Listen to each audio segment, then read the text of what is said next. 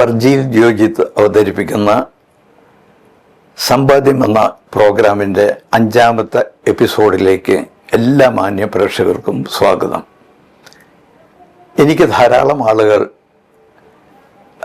ഈ കഴിഞ്ഞ 4 എപ്പിസോഡിന് ശേഷം എൻ്റെ ജീവിതത്തെ പറ്റിയിട്ട് ചോദിച്ചുകൊണ്ട് മെസ്സേജുകൾ അയച്ചിരുന്നു.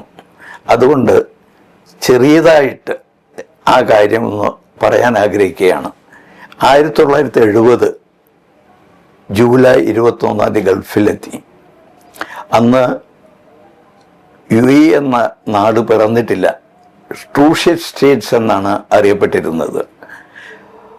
ട്രൂഷ്യസ് സ്റ്റേറ്റ്സ് കൗൺസിൽ തന്ന വിസയിലാണ് ഞാൻ സർദാന എന്ന ഷിപ്പിൽ ദുബൈയിൽ ഇറങ്ങുകയും നേരെ ഷാർജയിലേക്ക് പോവുകയും അന്നു മുതൽ ഇന്ന് വരെ 55 വർഷമായി അവിടെ ജീവിച്ചുകൊണ്ടിരിക്കുന്നത്.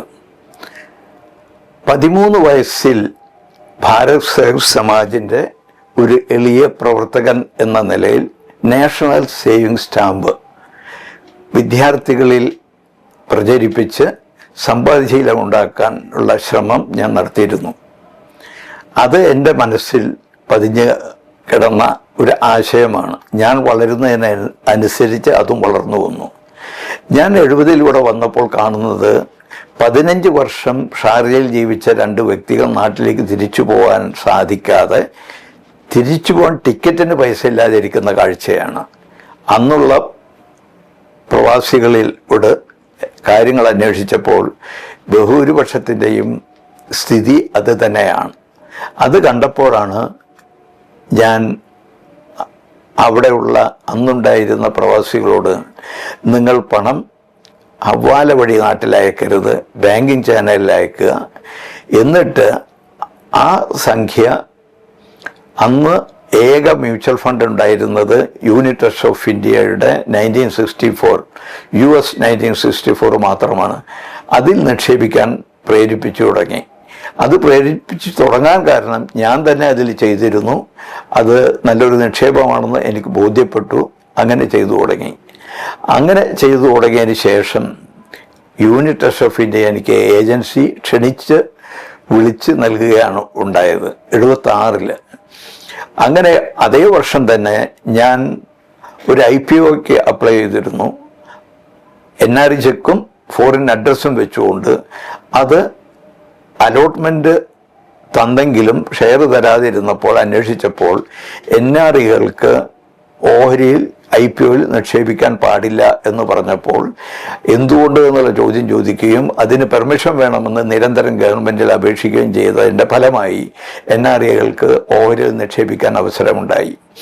അങ്ങനെ ഉണ്ടായപ്പോൾ 1994 ജിയോജിത്ത് കേരള ഗവൺമെൻറ്റിൻ്റെ KSIDCയുടെ കൂടെ പങ്കാളിത്തത്തോടുകൂടി ജിയോജിത്ത് ഫിനാൻഷ്യൽ സർവീസ് എന്ന സ്ഥാപനം തുടങ്ങുകയും IPO നടത്താൻ തീരുമാനിക്കുകയും ചെയ്തപ്പോൾ NRIകളിൽ ഇത്തരം കാര്യങ്ങൾ ചെയ്യുന്ന ഒരാൾ വേണം, ആ ബോർഡിൽ ഉണ്ടായിരിക്കണം, പാർട്ട്ണറായിട്ട് വേണം എന്ന് പറഞ്ഞ് എൻ്റെ പ്രിയങ്കരനായിട്ട് CJ ജോസ് എന്ന് പറയുന്ന മഹാവ്യക്തി എന്നെ ക്ഷണിക്കുകയാണ് ഉണ്ടായത്.